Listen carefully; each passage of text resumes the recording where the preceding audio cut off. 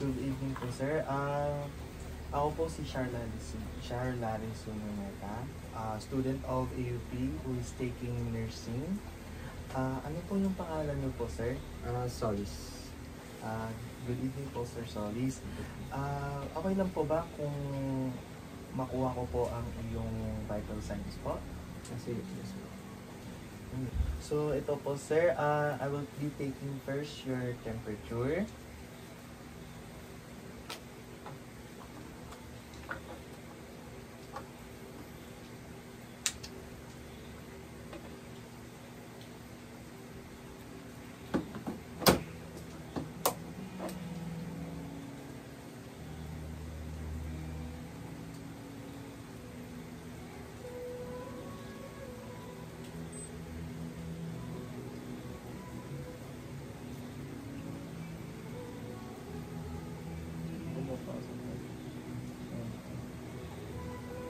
So, sir, sunod po natin ay pagkuha po ng blood pressure niyo po.